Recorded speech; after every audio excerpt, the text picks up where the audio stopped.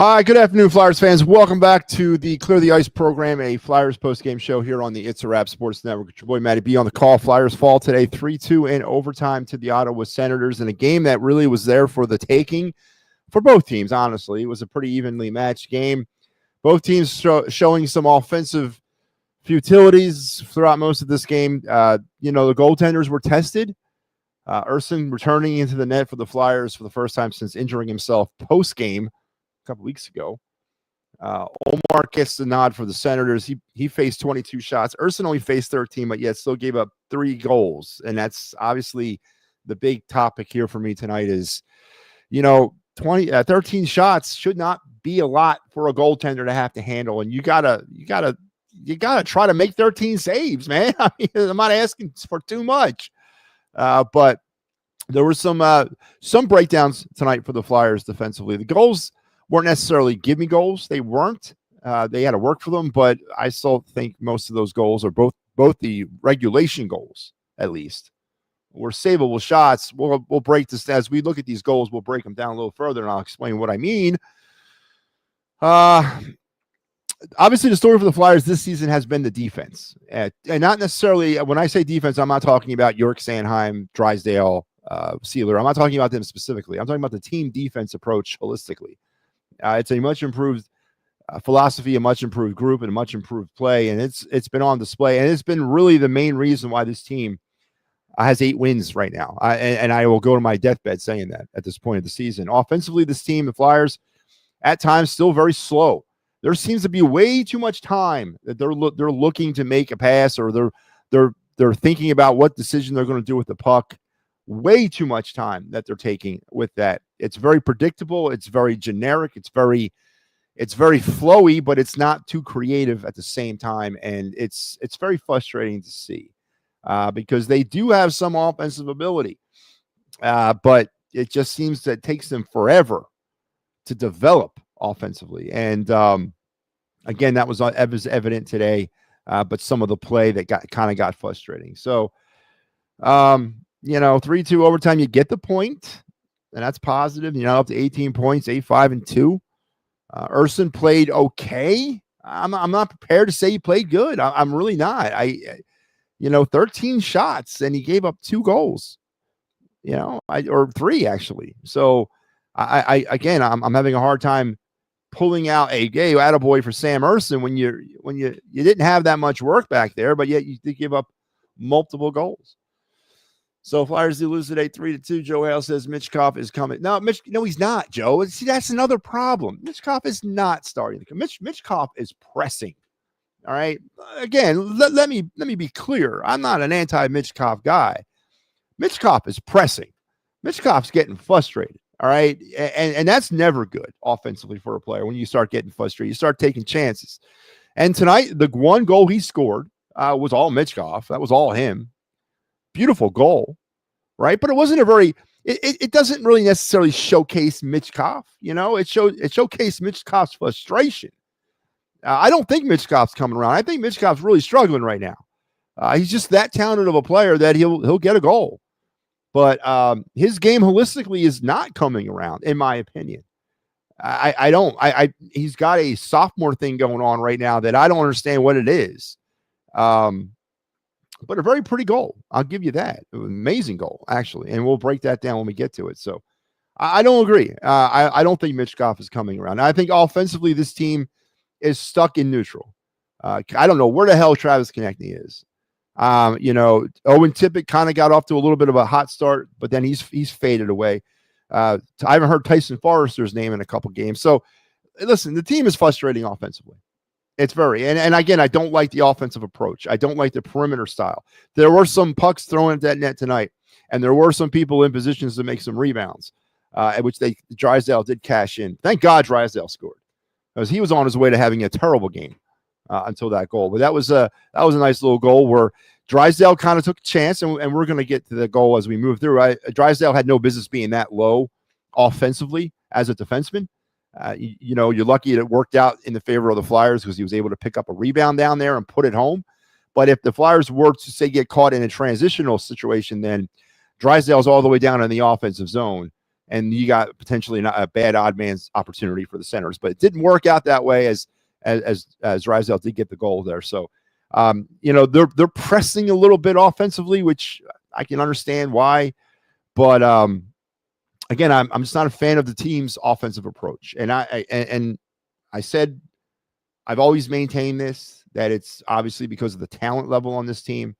But I don't know. I just it just seems like they're stuck in neutral to me offensively. Zegras sucked in OT. That goal, that transitional goal at the end of overtime where the Senators scored. Yeah, they got kind of caught. 3v3. It is what it is. I love the overtime format. I think they should do away with the shootout and just play 3v3 until somebody wins. Personally, I think to me that's much more exciting than watching a shootout. But 3v3, there's no defense played 3v3. It's a very basic game plan. Possess the puck as long as you can. Don't give the puck away to the other team. If something's not there offensively, push it back out. Regroup, but don't turn the puck over. Because at this level, the NHL level, yeah, it's damn hard to play defense 3-on-3. It really is. But it's fun. It opens up the play immensely, and you get goals like you had tonight. So I'm not going to necessarily give Zegras, bash him for his play defensively there. Flyers got kind of caught in that situation. And also the key thing in overtime is, rotating consistent line changes. And Flyers got kind of caught there, and that's what happens in overtime typically. That's how you find your opportunity in overtime. You look for a seam, you look for a break, you look for a turnover, and you try to cash in on it. But I do love the overtime format, but I'm not going to get on Zegras for that. It is what it is. Flyers had their chances though, and then they could not cash in. So it is what it is on that. Flyers do get the point. And now they'll get ready to hit the road, I think. What are we going out on? No, we got another home game on Wednesday against Edmonton before they hit the road. So let's get into this thing. Flyers, first, the administrative notes. Ottawa, healthy scratch tonight. Curtis McDermott, Nicholas Matopalo. Flyers scratched Delorier, Ginning, and Igor Zamula. Already mentioned our goalies of the day. Sam Ersson returning after missing a few games due to a odd post-game injury that occurred to him a few weeks back. I don't know. He was taking his shirt off or his pads and he pulled a muscle. I don't know how he got hurt.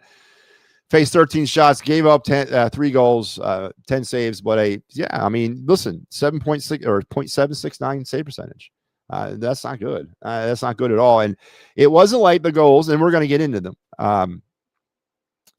He wasn't really given much work. Matter of fact, the goals of the Ottawa scored were pretty much the hardest work that he had all night. The ones he couldn't stop. Everything else was pretty routine.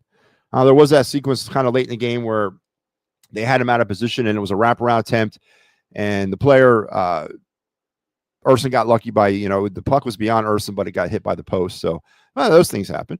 But I'm not going to give Ersson an attaboy at all. I think this was just a meh type game for him. He only faced 13 shots, and you can only muster 10 saves. Olmark did get to start for the Ottawa Senators. He faced 22. He made 20 saves with a 0.909 save percentage. So obviously the battle of the save percentage was won by the Ottawa Senators pretty much hands down. All right, let's get into this. The Senators would get on the board first in the first period. Tim Stutzel, his 7th goal, after first of 2 for the day on him. His 7th of the season at the 5:14 mark of the first period from Perron and Greg. Perron's 6th assist and Greg's 4th to give Ottawa the 1-0 lead. And let's go into this game, this goal, shall we? Let's pick the play up inside the Flyers zone. Puck is coming around the back of the net. And let's roll it from here.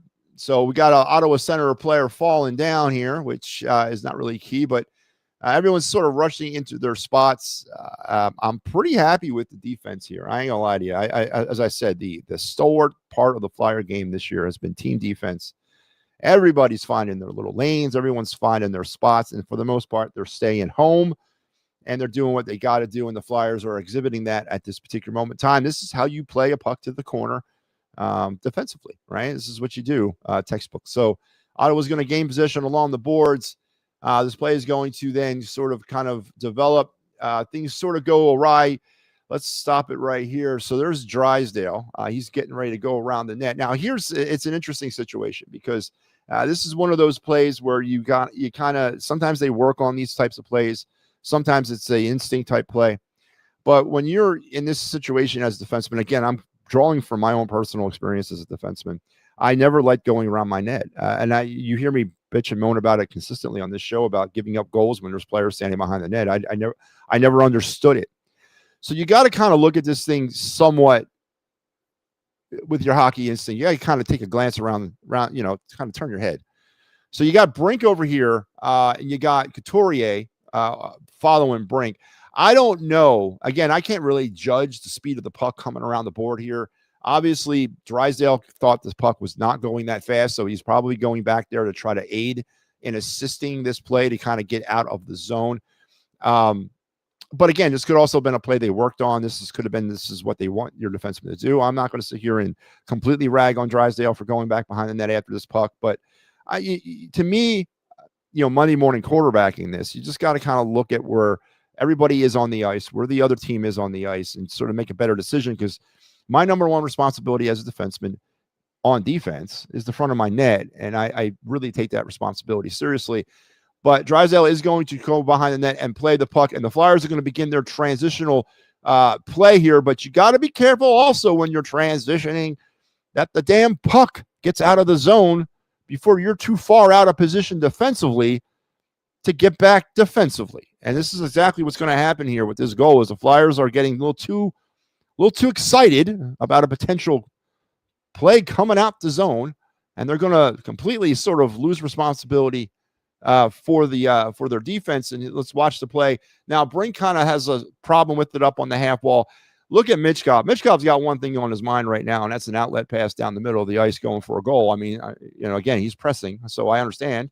Couturier is doing what he's supposed to do. He's looking for that pass. He's looking for that outlet. He's the next step in that chain.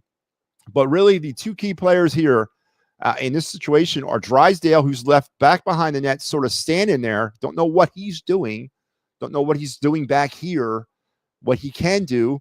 I don't think in any possibility Bobby Brink is going to back pass. And if the puck does come free where this guy gets the puck, Drysdale's not in a good position to play defense on him. So you got to come out a little bit and sort of reassume somewhat of a safety net defensive position. Michkov's got to be careful here. I don't know. He's got to be better with his decision-making about leaving the zone a little too early. He's not out of the zone, of course, but he's definitely far up there on the blue line, and the puck is not in possession of the Flyers quite yet.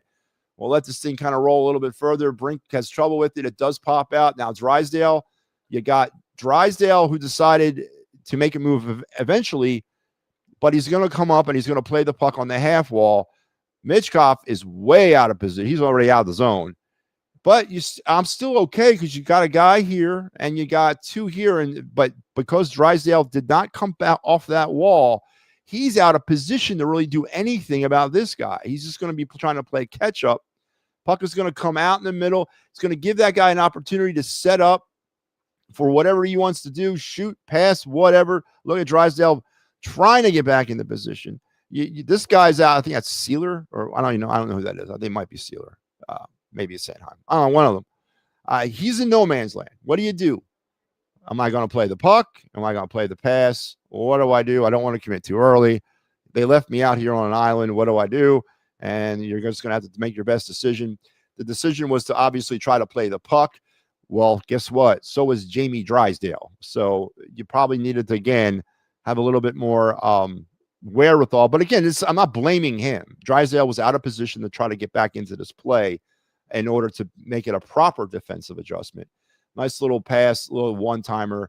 Urson is really slow getting over, and it goes distance or height and elevation, or height and distance. We've heard that before. Schultz makes it, or Schulte, whatever his name is, makes it 1-0 Senators on a goal that fundamentally, it was just not pretty. The Flyers got to do a better job. And again, I guess it's a lot to do with the offensive frustrations that this team is sort of kind of, feeling. They're trying to press. They're trying to make stuff happen offensively. But you can't forget your basic responsibilities. You can't leave your zone too early. You got to be able to also recover fast enough. Now, the Senators are going to score again, making it 2-0 before the end of the first period. And this is a complete breakdown, or this is a complete, I shouldn't say breakdown. This is a complete example of when you try to get too aggressive where it can come back and bite you on the ass. And we're going to break this goal down in a second. But you just got to be careful about that. I understand the aggressive approach, and I definitely understand the team is struggling offensively to find anything kind of rhythm. They're trying to force it. They're trying to create it. But you can't forget your fundamentals. You can't forget how to fundamentally play hockey or how to play defensive hockey. If you do, you're going to get left with a lot of those transitional lapses, and you're going to get left in the dirt, so to speak, in the transitional game. And that first goal, again, I'm not hanging it on Jamie Drysdale. I'm not saying it's Drysdale's fault and, blah, blah, blah. But Drysdale's not here for his defensive ability. And the name Jamie Drysdale has definitely come up in recent days. I don't know. Was it Steve the other night asked me, about the Cutter Gauthier situation, about Gauthier being so effective, with Anaheim when he's tied for the league in goals, or he was the other night. Finished second in Rookie of the Year balloting last year, and we got Jamie Drysdale. So I'm not hanging it on Drysdale. It's a collective effort. Drysdale kind of was caught flat-footed a little bit, and Mitchkov just wanted to play offense too much or too quickly, leaving his position there defensively. So 1-0 there, Ottawa. They would get the lead extended out about a minute and some odd change later.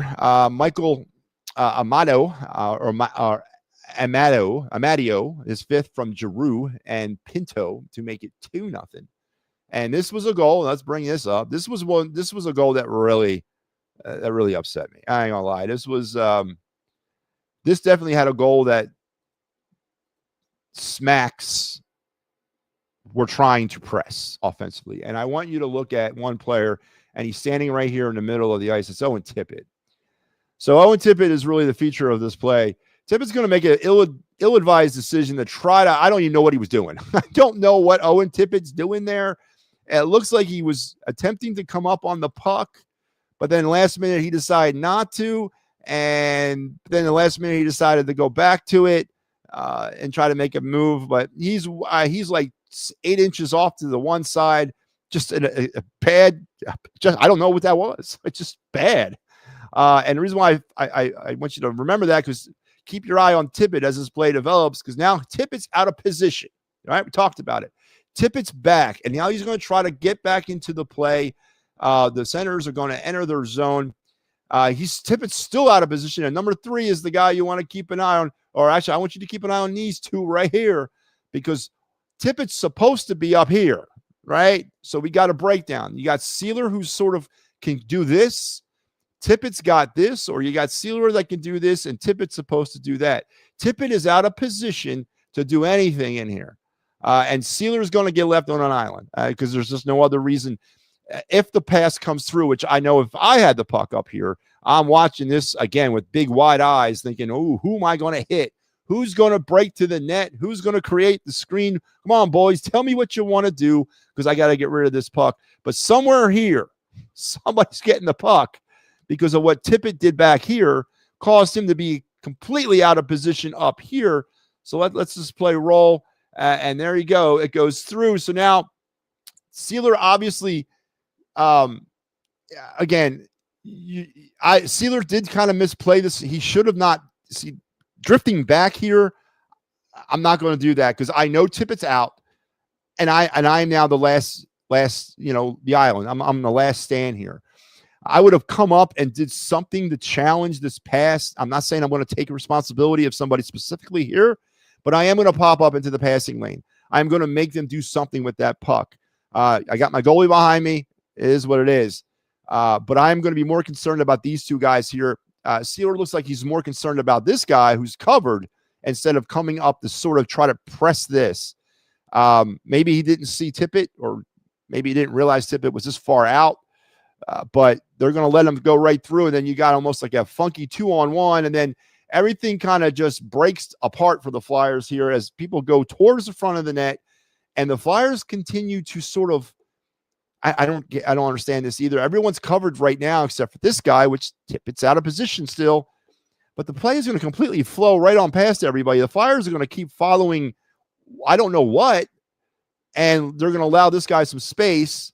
He's going to come through and just backhand it. But at the end of the day, defensive breakdown, yes. But I'll say a defensive breakdown to the point where you allowed a play. But that's still a somewhat low percentage scoring opportunity. There's no screen.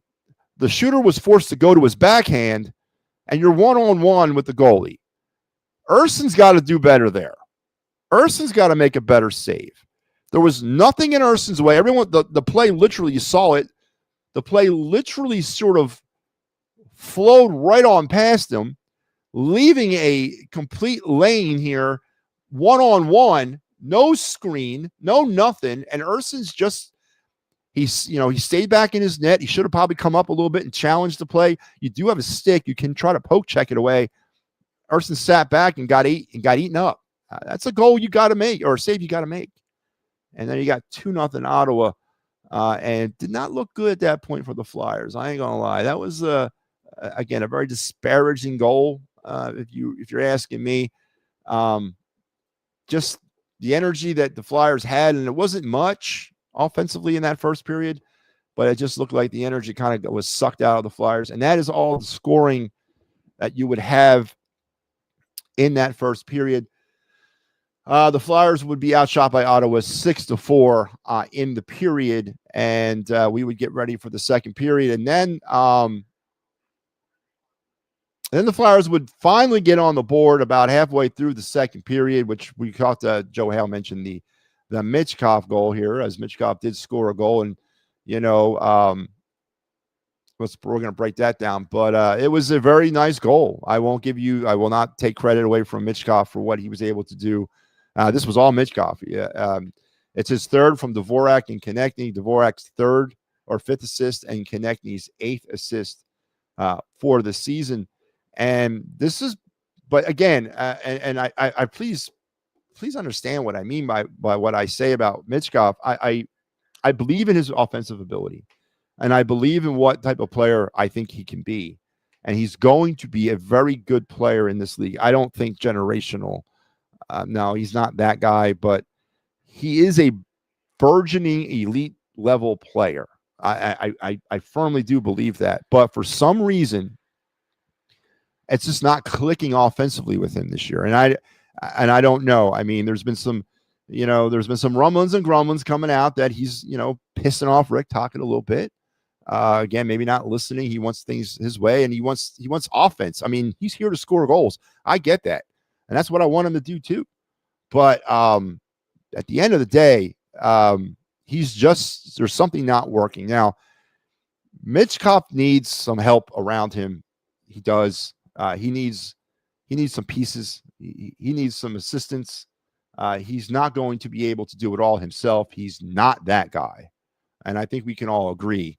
There's not too many of them guys out there. But the Flyers got to do some work getting him some help.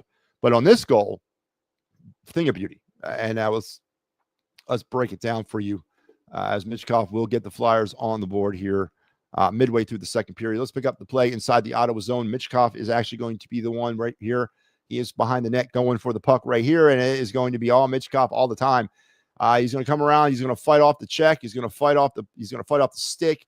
He's continuing the battle, and he loses the puck a little bit. He fights off the interference right there. That was a penalty, but he gets the puck back. Now, at this point, old school hockey would dictate, because he lost the puck behind the net here and then regained it himself. Because, I mean, I guess they're not considering that a turnover because it didn't touch the Senators, but it's technically a takeaway because it's unforced somewhat. Technically, at this particular moment of the play, this should go down to me as an unassisted situation, because he's actually regained possession of the puck, but he's going to go back around, and he's just going to find daylight. Michkov is going to say, to hell with this. I want to score. I'm going to the net and I'm going to score. Now, Dvorak here somewhat, I guess, skated into something that he wasn't expecting because he's sitting right in the middle of Michkov's way. Makes Michkov kind of veer off here to try to find the opening. Dvorak's got to get out of there once he sees that thing developing. He's got to and again, this was sort of the problem the Flyers somewhat today was there was a lot of standing around. There wasn't too much picking and rolling. There wasn't too many lanes being filled offensively, at least. There's a lot of standing, a lot of shuffling, but not too much moving. And Dvorak kind of does have to identify that play earlier and sort of roll out of there to give Michkov either an opportunity to go directly at the net or provide an opportunity for a pass to Dvorak, who's breaking towards the side of the net. But anyway, he stays there. Michkov has to go around Dvorak, but he does it beautifully. Uses sort of an Ottawa screen, and he just pokes it right through, and he gets the goal. And obviously, the goals have been sort of far in between for Michkov this year, and this was one he needed. And he gets the Flyers on the board at 2-1 here. Michkov's third of the season, and that was a pretty goal. I won't take that away from Michkov at all. Then let's see where we're at here. So 2-1 now. And again, that was Michkov's third from Dvorak and Konechny. And then that would be all your scoring in the second period, as the Flyers would be, would painfully, we'll double them up, I guess. 10-5 outshoot the Senators in the second period on that. So let's turn our attention now to the third period. 2-1 now, the Flyers trying to get that equalizer, and they would. Jamie Drysdale, his second of the year. It's interesting that this is his second goal because I don't remember his first. But anyway, Jamie Drysdale, who's been somewhat, again, I'm not going to say he's under fire, but I think we're getting a little bit, impatient. Whatever Jamie Drysdale is supposed to be doing for this hockey team, we're getting a little bit impatient because we're not seeing it right now, and we haven't seen it since he's been here. And then you got what Gauthier is doing out in Anaheim, and I'm not going to let that go. I'm not, because when you trade a high potential asset like a Cutter Gauthier for whatever reason, I was in favor of the trade. If the kid didn't want to be here, you got to move off of him, but you got to be careful and you got to make the right type of trade. I understand the reasoning around bringing Jamie Drysdale here. He's a right-handed defenseman. Those are unicorns. You can never have enough of them, and especially those that have a offensive upside, as Drysdale did have in his lower level game in juniors. His lateral game was one of the fastest I've seen in a long time. He can move that puck along that blue line, quarterback that power play, create lanes, create offensive opportunities for the forwards. He was definitely that guy. And he's got a scorer's touch. He can put the puck on net. But that has not translated consistently enough at the NHL level. It did not happen in Anaheim. He has some injury concerns there as well. But at the end of the day, when I heard the trade, I was very, very hyped about the trade. I was very excited about Jamie Drysdale coming here. We needed a right-handed defenseman who can put puck on net and potentially score. And but Jamie Drysdale has at times, large amounts of time that he's been here, has disappeared on the ice. He has not been that guy. But here, at least for this play, he does become that guy as he gets an opportunity here. Again, it's somewhat of an interesting opportunity. It's not what you're taught, but I'll take it because we're pressing. We are pressing. I get you. And the Flyers were able to pull it to 2-2. And let's bring up the goal. Let me see here. What am I doing? Let's bring up the goal here. All right, so I guess we're going to start this goal in the stands. Was it Star Wars Day today down at the arena? It looks like, or some guy is just wearing a stormtrooper mask for the hell of it. But let's go on with the goal here as the fans are getting into it. That's right. Have you ever started the goal breakdown in the stands? All right, so the Flyers will win the faceoff. It's key to this play. Now, Drysdale's not even in the shot. Drysdale's over here at his normal right-handed defenseman position. But we're going to get the puck. Somehow it's going to squirt its way back. It's going to go back to the point there. Sealer. Is that Sealer? Is that 24? It is Sealer. He's going to lean. There's Drysdale. How you doing, Jamie? He's going to get the puck now. This is where Drysdale's going to. This is where okay, let's stop it here. Because this is a situation that we brought Drysdale here for, but it wasn't what happened with this goal. It was Drysdale's ability to stop, laterally come back over here, leave this guy in the dust, either work his way sort of into the middle slot and take a shot, or work somebody open for a pass. That's what, this is a tailor-made opportunity for Jamie Drysdale to show off that skill set, but he doesn't here. He's going to show off another skill set, and let's let the play roll. But Drysdale's going to be looking and looking and looking. He decides he's going to handle the puck himself, and he's going to make a move offensively. Gutsy play, as you can see, somebody did flex out there to take his spot, but Drysdale's then going to find Tippett, who's beautiful play to hold up his stick, by the way. But let's stop it here. So we did have somebody replace Drysdale. This was obviously a play because it was instinctively, as soon as Drysdale sort of saw the play coming to him, he put his head up, banged the puck off the boards, and made an offensive move down the half wall, and then sort of dropped that puck off there in the middle. Again, great defensive play to prevent Tippett from being able to get his stick down on the ice. But they're going to kind of lose sight of Drysdale. He's going to camp out right here and do what he does. And here it is, as he's looking for the puck right now. Looking, Sealer back to the middle. Now Tippett. That's not Tippett. Who is that out there? Is that Zegras? Yeah, Zegras is going to shoot it on net. It's going to tailor-made. And again, the wide eye expression. Yeah, absolutely right now, because I could see the net. Man, I used to love this. I love this. These are gift opportunities right here. And your eyes are open. You're drooling. Oh, come on, baby. Give us that puck. There's a massive humanity in the front of the net. The goalie's out of position. He's down. He doesn't even really, I don't think, knows where the puck is at this moment in time. Drysdale's going to pounce on this bad boy and go top shelf and Bedome for the goal to make it 2-2. And again, I said before this play started, fundamentally not necessarily what you do as a defenseman, but it was a obvious design play as Drysdale, or as Zegras sort of popped out. Drysdale then went to work and banged the puck off the half wall and made an offensive move to take the puck down low. Tippett then popped up, and Drysdale came around the net to set up where he was supposed to be. So it worked out for the Flyers, and it did work out, as everyone's all excited. But again, if that play would not have worked and we ended up having a transitional play the other way, then you got a situation where Zegras and Sealer are your only defensive help. But you got to get creative. It's not that creative. It's a play. But we got 2-2 Flyers Senators at this point, and that's how our third period would end. The Flyers would outshoot the Ottawa Senators 8-1 in the third period. Gave up one shot the entire period and had this game into overtime. They were unable to get the game winner. And then Tim Stutzel, would get his second of the game, his 8th of the year, at the 3:19 mark on a little bit of a breakdown that kind of got Zegras out of position a little bit. And he puts the puck behind Sam Ersson, who maybe Ersson was just like sort of tired from lack of play, because he only faced literally one shot in the entire. He faced 6 shots.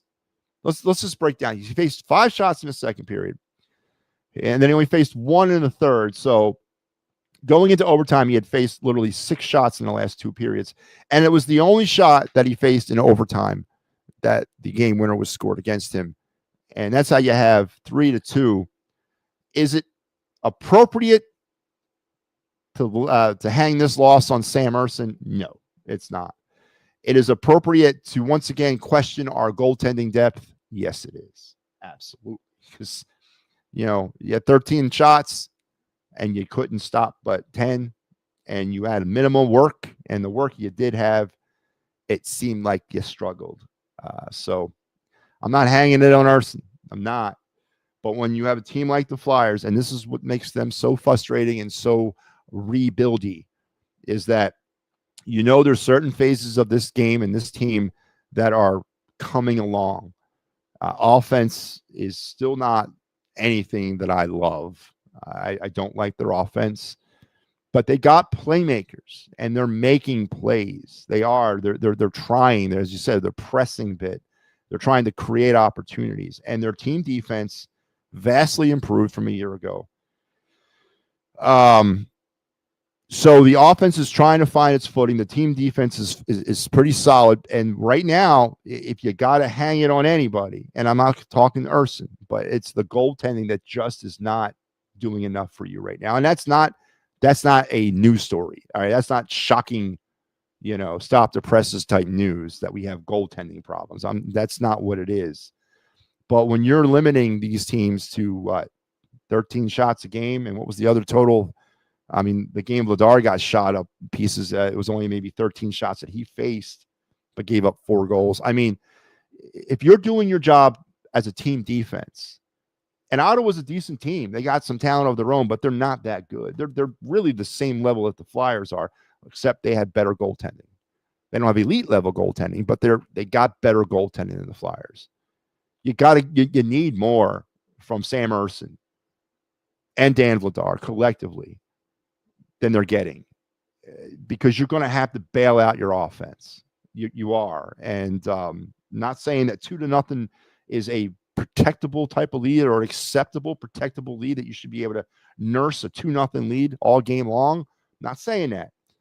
But I'm also saying that when you only give up 13 shots as a team, a 2-0 lead is definitely something you can nurse all game long. So the Flyers need more from their goaltending. And that is obviously a problem with this team. There's no sugarcoating that. There's no Dan Vladar's, the white knight coming out of the forest, and he's the new starting goaltender for the franchise. No, there's no mistaking that that's not the case.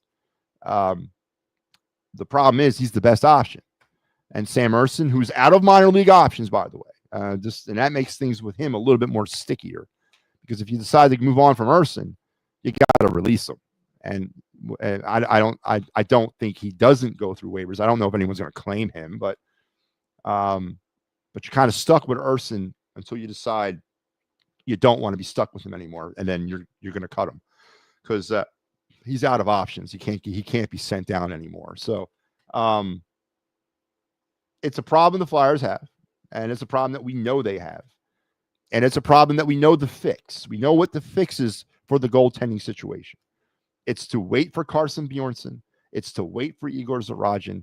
It's to wait till they're ready to get their chance at the starting goaltending position.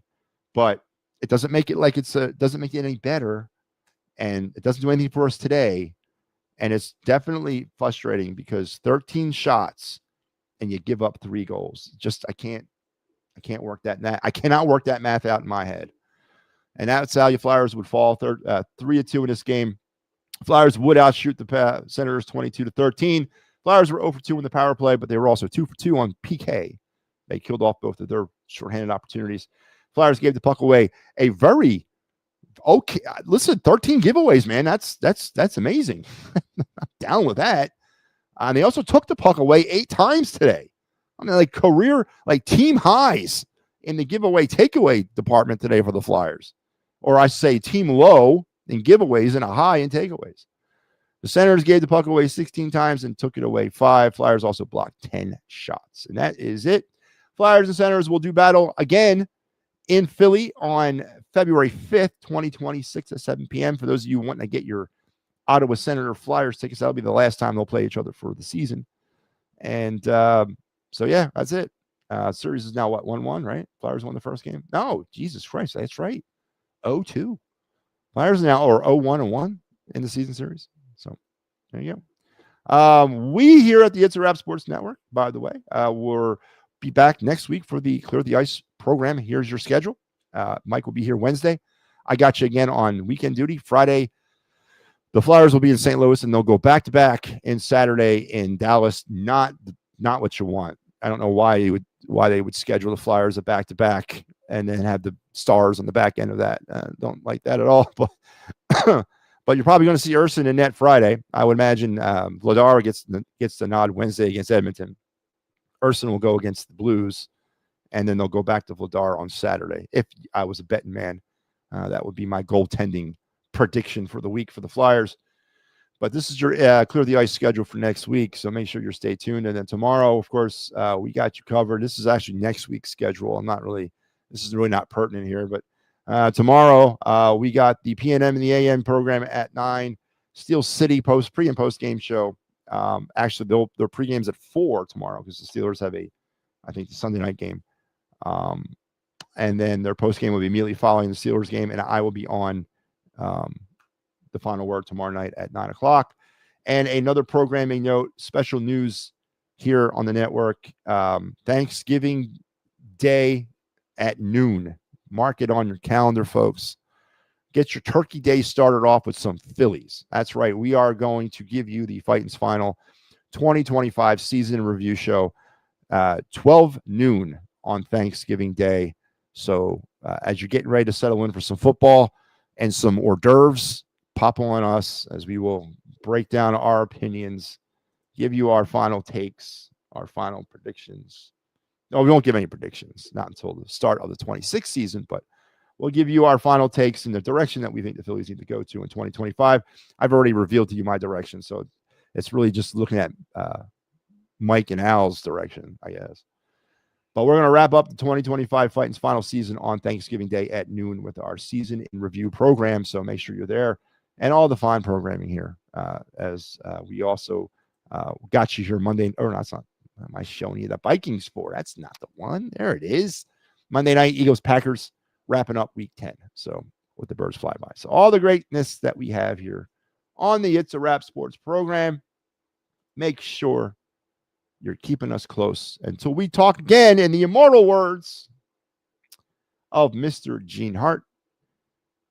Good night and good hockey.